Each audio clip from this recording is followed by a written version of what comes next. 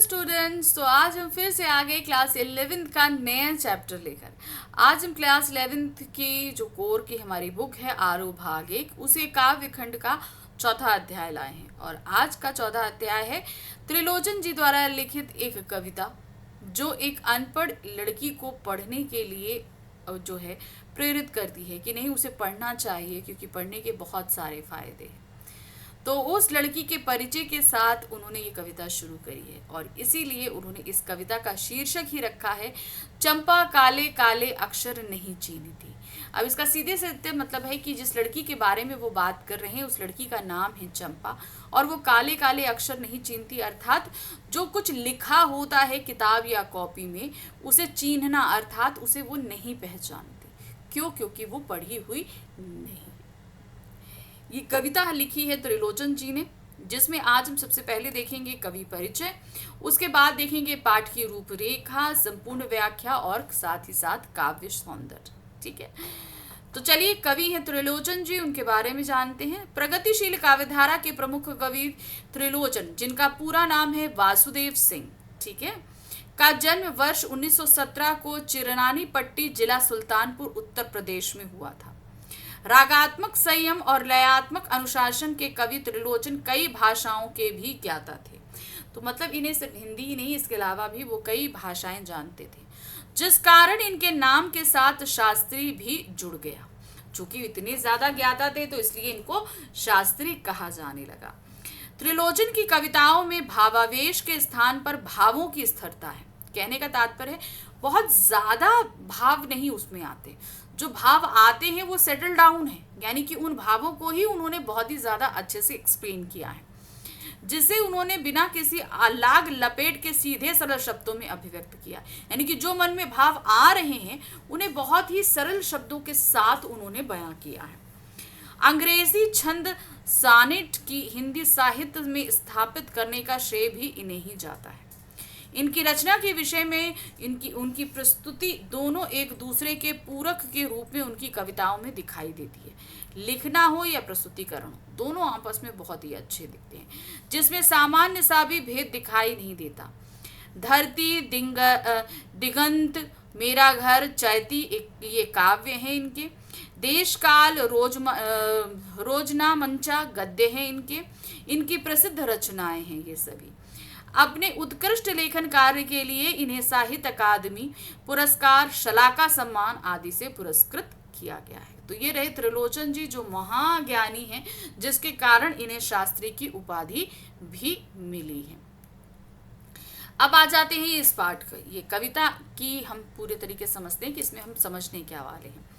चंपा काले काले अक्षर नहीं चीनती कविता आर्थिक मजबूरी के चलते गांवों से शहरों की ओर होते पलायन, शिक्षा व्यवस्था में व्याप्त अंतर्विरोधों की कविता है, जहां नायिका चंपा संयोगवश ही उस शोषणकारी व्यवस्था के विरुद्ध खड़ी दिखाई देती है जिसे मनुष्य के जीवन में नारकीय बना दिया है। यानी कि एक समय ऐसा था कि लोग रोजगार के लिए जो है वो अपने गांवों को छोड़कर शहरों की तरफ पलायन कर रहे थे, जिसकी वजह से जो है रिश्तों में दूरियां आ रही थी और साथ ही साथ पढ़ने लिखने पर भी इतना जोर नहीं था, जो काफी अंतर्विरोध दिखाई दे रहा था उनको समाज में। उन्होंने उसे चंपा के माध्यम से व्यक्त किया है। तो कविता का पहला काव्यांश है, देखिए। चंपा काले काले अक्षर नहीं चीनती, मैं जब पढ़ने लगता हूँ वह आ जाती है, खड़ी खड़ी चुपचाप सुना करती है, उसे बड़ा अचरज होता है, इन काले चिन्हों में से कैसे ये स्वर निकला करते हैं। अब क्या है कि हमारे जो कवि हैं जब पढ़ने लिखने बैठते तो जो चंपा है वो चुपके से आ जाती, आने के साथ चुपचाप वहां खड़ी हो जाती।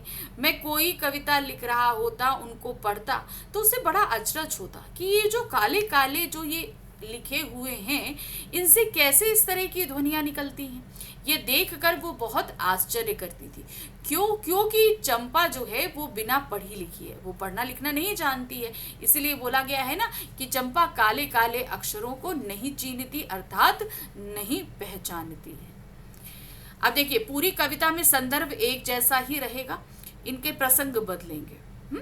प्रस्तुत काव्यांश पाठ्य पुस्तक आरोह भाग 1 में संकलित त्रिलोचन द्वारा रचित कविता चंपा काले काले अक्षर नहीं चीनती से उद्धत है। ठीक है, तो संदर्भ सभी पूरी कविता में एक सा ही रहना है। प्रसंग क्या है? प्रस्तुत पंक्तियों में कवि ने पलायन के लोक अनुभव एवं साक्षरता के प्रति ग्रामीण समाज में व्याप्त उदासीनता को चंपा के माध्यम से अभिव्यक्त किया है। तो किस तरीके से गांवों में पढ़ाई को लेकर जो एक उदासीनता है, लोग इसे नहीं करना चाहते हैं, उस चीज को वो व्यक्त कर रहे हैं। अब इसकी व्याख्या देखिए। कविता की नायिका चंपा एक ग्वाल बाला है, यानी कि जो ग्वाले होते हैं ना, उन्हीं की लड़की है, जो अशिक्षित है और अक्षरों के महत्व को नहीं जानती, अर्थात पढ़ने लिखने के महत्व को नहीं जानती है। कवि जब कभी कुछ पढ़ना आरंभ करता तो वह उस समय उसके पास आकर खड़ी हो जाती और अत्यधिक आश्चर्य प्रकट करती कि इन काले काले अक्षरों से इतने सारे स्वर कैसे छिपे रहते हैं। वास्तव में अनपढ़ चंपा अशिक्षित होने के कारण अक्षरों के महत्व से अपरिचित है। वो नहीं जानती कि ये अक्षर कैसे, क्योंकि वो पढ़ी लिखी तो है ही नहीं, तो अक्षरों के महत्व को कैसे समझेगी। कवि द्वारा पढ़ते समय बोले जाने वाले अक्षरों को ध्यान पूर्वक सुनकर वह यह समझने की कोशिश करती कि इनसे निकलने वाले भिन्न भिन्न स्वरों का उनके अर्थ का उद्गम क्या हो सकता है। यानी कि हर चीज का अपना एक स्वर है। हम कोई भी वर्ड पढ़ते हैं तो वो अलग ही स्वर निकालता है, तो वो उनको ध्यान से सुनती और देखती कि भाई ये निकल कहाँ से रहे हैं, अर्थात वे स्वर कहाँ छिपे हुए हैं और इनका अर्थ क्या है। वह अक्षरों के अर्थ से हैरान होती। जो अक्षर हैं उनको जब पढ़ा जाता तो उनके अर्थों को सुनकर वो काफी हैरान होती, क्योंकि उसको खुद ही नहीं पता कि भाई ये जो लिखे हुए शब्द हैं इनको पढ़ा जा सकता है और ये इतनी अलग अलग तरह की ध्वनि निकाल सकते हैं। अब इन पंक्तियों का काव्य सौंदर्य देखिए क्या है। निरक्षर व्यक्ति के हृदय में उठने वाले भावों को अभिव्यक्त किया गया है चंपा के माध्यम से। काव्यांश अत्यंत सरल और बोधगम्य है, बहुत ही सरल भाषा में लिखा गया है। जब हम काव्यांश पढ़ते हैं तो ही हमें इसका अर्थ समझ में आ जाता है। काव्यांश में ग्रामीण वातावरण को जीवंत बनाने के लिए ग्राम्य शब्दों का सुंदर प्रयोग है, जैसे अक्षर, चीनिति, अचरज। तो जैसे जो स्थानीय भाषा है, जो ग्रामीण भाषा है, उसे बखूबी यहाँ त्रिलोचन जी ने इस्तेमाल किया है, ताकि ये जो कविता है वो इन ग्रामीणों के ज्यादा सटी हुई सी मालूम हो। काले काले तथा खड़ी खड़ी में पुनरुक्ति प्रकाश अलंकार मौजूद है। मुक्त छंद व प्रसाद गुण है। तो यहाँ पर छंद पूरी कविता ही छंद मुक्त है। अब आ जाते हैं दूसरे काव्यांश में। यहाँ क्या दिया है? चंपा सुंदर की लड़की है, सुंदर ग्वाला है, गायें भैंसे रखता है। चंपा चौपायों को लेकर चरवाहे करने जाती है। चंपा अच्छी है, चंचल है, नटखट भी है, कभी कभी उद्यम करती है, कभी कभी वह कलम चुरा लेती है। जैसे तैसे उसे ढूंढकर जब लाता पाता हूँ अब कागज गायब, परेशान फिर हो जाता हूँ। तो अब यहाँ पर चंपा की चंचलता को बता रहे हैं। पहले चंपा का परिचय देते हुए कहते हैं कि चंपा सुंदर की लड़की है। सुंदर नाम का एक पुरुष है, उसकी लड़की है चंपा। सुंदर जो कि एक ग्वाल बाल है, जो गाय भैंसे रखता है। गाय भैंसे जो रखता है, जिनके यहाँ दूध वगैरह लेने हम लोग जाते हैं ना, तो वो ग्वाला है। चंपा चौपायों को लेकर चरवाही करने जाती, यानी कि वो गायों को भैंसों को लेकर चराने के लिए जाती है। चौपाए यानी कि इन्हीं गायों और भैंसों को चराने के लिए लेकर जाती है, इधर उधर घूमती है ताकि वो घास खा सके। चंपा अच्छी है, चंचल है, वो थोड़ा अच्छी भी है, चंचल है, नटखट भी है और कभी कभी बहुत ज्यादा परेशान भी। उद्यम करने का मतलब क्या है कि बहुत ज्यादा परेशान भी करती है। कभी कभी वो कलम चुरा ले जाती। जैसे तैसे उसे ढूंढकर जब लाता वापस अपनी टेबल पे देखता कि कागज गायब है, अर्थात वो कागज को लेकर भाग जाती और मैं फिर परेशान हो जाता, क्योंकि मैं तो पढ़ना चाहता हूँ। तो इस तरीके से जो है चंपा उन्हें परेशान करती थी। प्रस्तुत पंक्तियों में कवि ने चंपा के व्यक्तित्व की विशेषताओं का वर्णन किया है। चंपा का परिचय दिया है और साथ ही उसकी विशेषताओं का भी वर्णन कर रहे हैं। कवि चंपा का परिचय देते हुए पाठकों को बताता है कि वह सुंदर नामक एक ग्वाले की बेटी है और उसका पिता गाय भैंसों को पालता है। उन चौपाओं को लेकर चंपा रोज चराने के लिए जाती है। वह बहुत सुंदर है, अच्छी है एवं चंचल लड़की है। जो शरारतें भी करती है, कभी कभी वह कवि की कलम चुरा लेती तो वह कभी उसका कागज गायब कर देती, कभी किसी तरह उस कलम को और कागज को ढूंढ कर लाता है, वह उनकी इन सभी शरारतों से परेशान हो जाता। मतलब कभी कलम ले जाती, कलम ढूंढ के लाता तो कागज गायब, फिर कागज ढूंढता, तो इस तरीके से काफी समय जो है उनका वेस्ट चला जाता। क्यों? क्योंकि चंपा बहुत चंचल है, बहुत नटखट है। अब इन पंक्तियों का काव्य सौंदर्य देखिए। ग्रामीण भाषा एवं परिवेश के अनुरूप काव्यांश ग्राम शब्दों से भरा हुआ है, जैसे चौपाहा, चरवाही जैसे शब्द ग्रामीण परिवेश को साकार कर रहे हैं। क्योंकि ये गाँव का ही एक सीन हमारे सामने रखा गया है, तो इसलिए वहाँ की जो भाषा है उसे भी उकेर कर सामने लाया गया है। अभिव्यक्ति एकदम सरल, सपाट एवं सीधी है, जिसमें भोली चंपा की सहज शरारतों का मनोरम वर्णन है। यानी कि बहुत मतलब ये कविता बहुत ही हल्की फुल्की सी समय लगने लगती है जब चंपा की चंचलता की, शरारतों की वहां पर वर्णन शुरू होता है, तो हमें भी थोड़ा सा मनोरंजन होने लगता है। कभी कभी तथा जैसे तैसे शब्दों के प्रयोग में पुनरुक्ति प्रकाश अलंकार है की छटा है, जिसमें काव्य में प्रवाह के गुण विद्यमान है। तो ये ऐसे शब्द लेकर क्या है ना, पंक्ति जो कविता है वो बहुत ही प्रभावमयी बन जाती है और सुनने में अच्छी भी लगती है। अगली पंक्तियां हैं, आगे देखिए, काव्यांश संख्या 3 पे है। चंपा कहती है तुम कागज ही गोदा करते हो दिन भर, क्या यह काम बहुत अच्छा है? यह सुनकर मैं हंस देता हूँ। फिर चंपा चुप हो जाती है। उस दिन चंपा आई, मैंने कहा कि चंपा तुम भी पढ़ लो, हारे गाड़े काम सरेगा गांधी बाबा की इच्छा है, सब जन पढ़ना लिखना सीखें। चंपा ने यह कहा कि मैं तो नहीं पढ़ूंगी, तुम तो कहते थे गांधी बाबा अच्छे हैं, वह पढ़ने लिखने को कैसे बात कहेंगे, मैं तो नहीं पढ़ूंगी।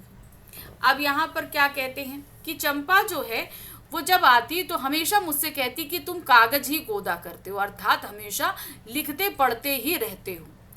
क्या ये काम बहुत अच्छा है? क्या ये काम अच्छा है जो तुम्हें अच्छा लगता है कि तुम पूरा दिन इस कागज पर लिखते रहते हो, गोदते रहते हो?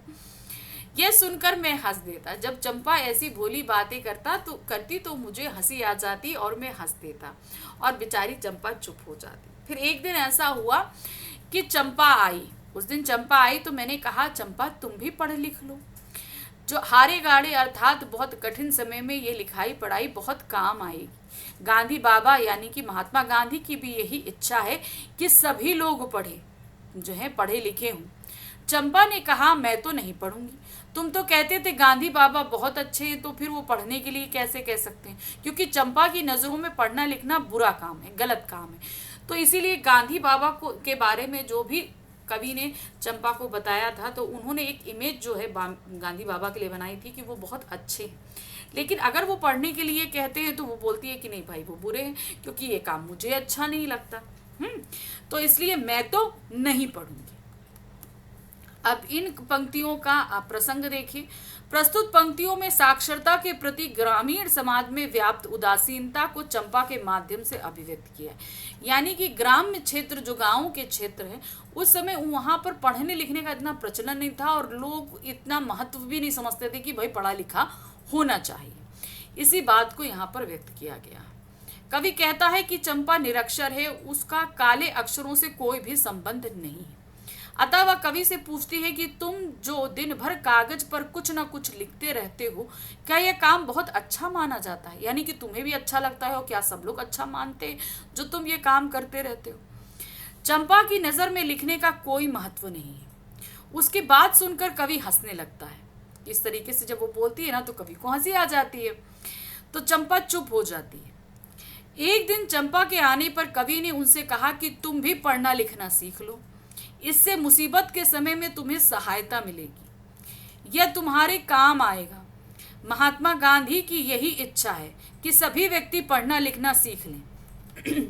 कवि की इस आग्रह का उत्तर देते हुए चंपा कहती है कि अभी तक तो तुम कहते थे गांधी बहुत अच्छे हैं, यदि वे अच्छे हैं तो पढ़ने लिखने की बात क्यों कहते हैं? अगर वो अच्छे हैं तो पढ़ने लिखने की बात वो क्यों कहते हैं?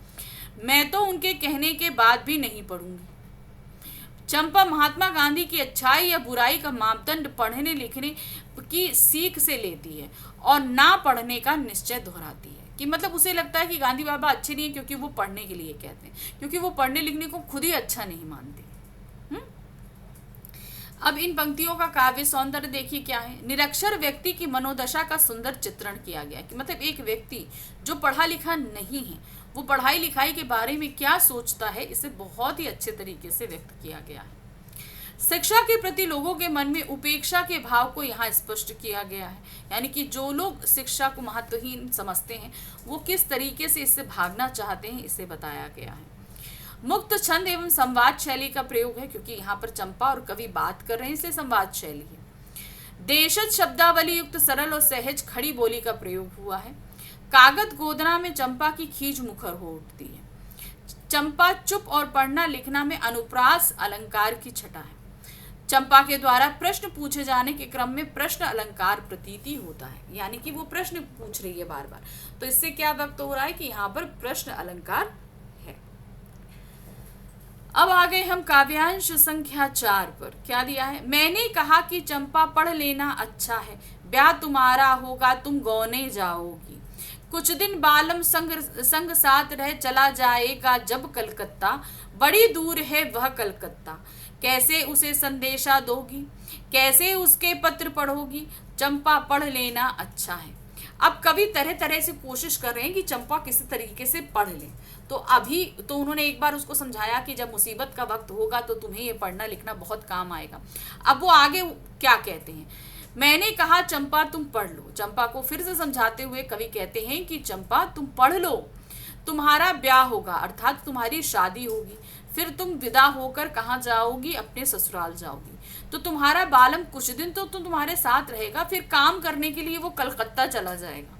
कलकत्ता वहां से दूर है, तो जब वो कलकत्ता चला जाएगा, कलकत्ता बहुत दूर है, जहाँ चंपा रहती है वहां से कलकत्ता बहुत दूर है। कैसे उसे संदेशा भेजोगी?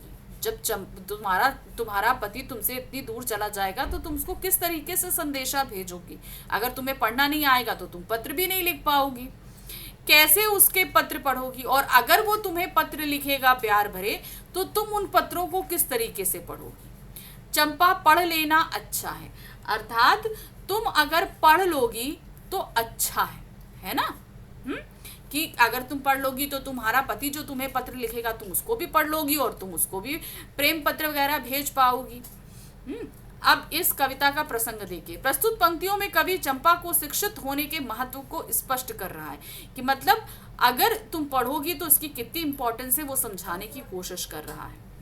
कवि चंपा को पढ़ने की सलाह देते हुए कहता है कि तुम्हारे लिए पढ़ना सीखना अच्छा है, क्योंकि जब तुम्हारा विवाह होगा तो तुम्हारा पति कुछ दिन तक तो तुम्हारे साथ रहेगा, फिर नौकरी करने के लिए कलकत्ता चला जाएगा। कलकत्ता यहाँ से बहुत दूर है, ऐसी स्थिति में तुम उसे बिना पढ़े लिखे किस तरह संदेशा भेज पाओगी? और उसके साथ भेजा गया पत्र भला कैसे पढ़ सकोगी?